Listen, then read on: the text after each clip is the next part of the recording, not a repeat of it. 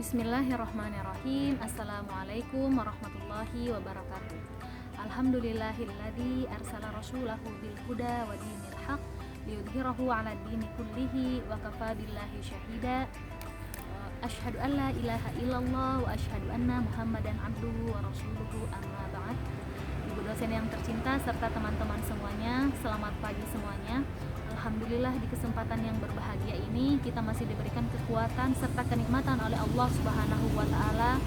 Selain itu, kita masih diberikan keistimewaan untuk selalu taat dalam beribadah kepada Allah Subhanahu wa taala. Shalawat serta salam tak lupa kita haturkan kepada baginda Nabi besar Muhammad sallallahu alaihi wasallam. Baik teman-teman semua, pada kesempatan kali ini saya Murdian Nurdin akan mempresentasikan atau izinkan saya untuk mempresentasikan terkait integrasi dan interkoneksi pendidikan Al-Quran dan Hadis dan Sains pada kasus Madrasah Aliyah Al-Imdad Yogyakarta.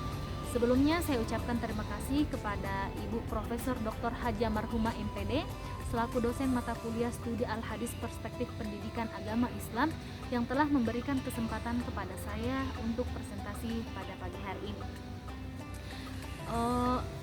Jadi seperti ini, sering kita mendengar bahwasanya barometer keberhasilan suatu bangsa dilihat dari kemampuan suatu bangsa tersebut dalam hal pendidikan serta bagaimana perkembangan pendidikan yang ada di dalam bangsa tersebut.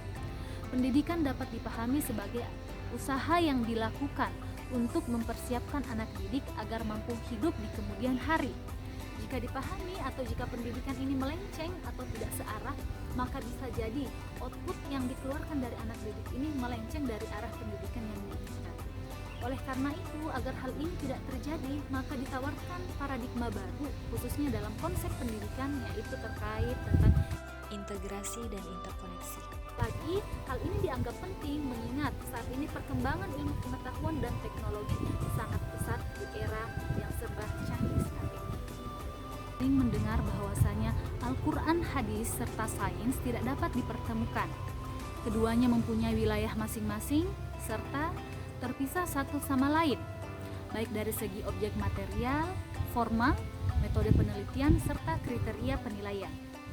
Ada juga yang memandang bahwasanya antara Al-Quran, Hadis, serta Sains itu berdiri pada posisinya masing-masing, yang mana bidang ilmu pengetahuan mengandalkan data yang didukung secara empiris untuk membuktikan apakah data tersebut nyata atau tidak. Sedangkan agama sebaliknya, agama siap menerima secara yang gaib dan tidak pasti, hanya berdasarkan keimanan dan kepercayaan. Oleh karena itu, untuk mempertemukan antara keduanya, antara sains dan Al-Quran dan Hadis, maka dibutuhkan atau ditawarkan satu paradigma baru, yaitu integritas dan interkoneksitas. Pembahasan terkait integritas dan interkoneksitas ini memiliki urgensi yang sangat penting, mengingat sebagaimana kita dapati di berbagai sekolahan yang mana menerapkan semboyan intak atau yang kita kenal dengan istilah iman dan takwa, serta iptek ilmu pengetahuan dan teknologi selalu digalakkan di dalam sekolah, bahkan tidak jarang menjadi satu dari visi misi sekolah tersebut. Saya jelaskan terkait definisi pendidikan.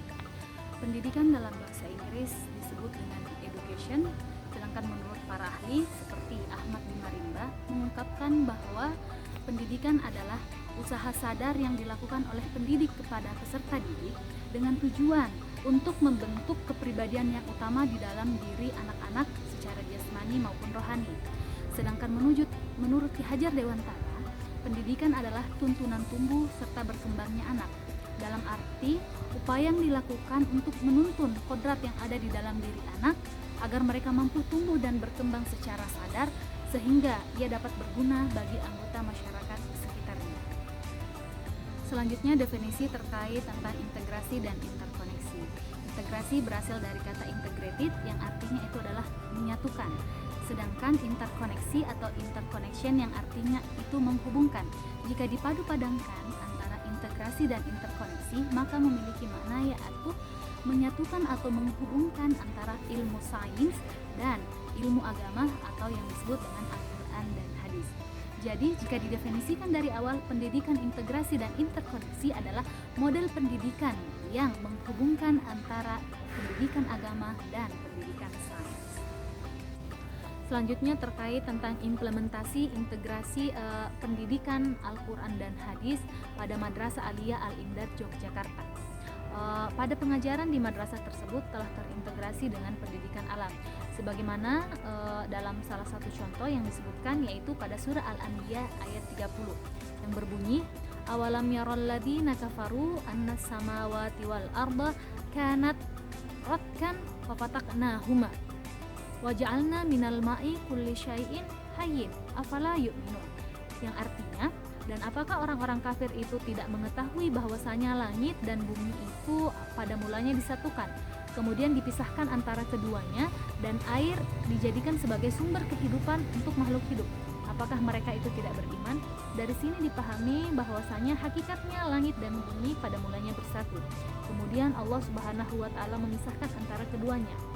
Dalam teori sains kita mendengar dengan istilah teori Big Bang, yang mana itu adalah teori yang terkait tentang dentuman besar, yang pada hakikatnya semua material berkumpul menjadi satu sehingga terjadi dentuman yang besar karena adanya tekanan yang sangat tinggi, sehingga lahirlah teori Big Bang. Dalam contoh yang lain juga disebutkan bahwasanya di dalam diri manusia itu terdapat dua energi, yaitu energi dari dalam dan energi yang ada dari luar.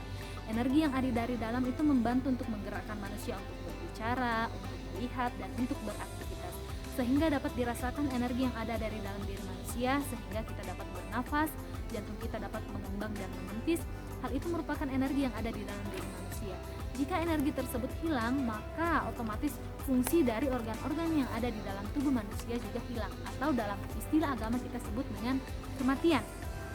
Yang mana kematian ini tidak satu orang pun yang dapat mengetahuinya, sebagaimana dalam surah Al-Imran ayat 185, yaitu kullu nafsin dha'iqatul maut, bahwasanya segala sesuatu itu pasti akan merasakan atau yang akan mengalami kematian.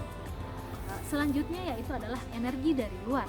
Energi dari luar diri manusia itu seperti ketika manusia merasa dingin gitu, maka dia butuh perhatian, atau misalnya ketika bahan bakar mobil itu ada bahan bakar itu dari batu bara dan lain-lain. Itulah yang merupakan energi yang ada dari dalam luar diri manusia. Baik, mungkin cukup sekian presentasi dari saya, kurang lebihnya mohon maaf. Saya akhiri, wassalamualaikum warahmatullahi wabarakatuh.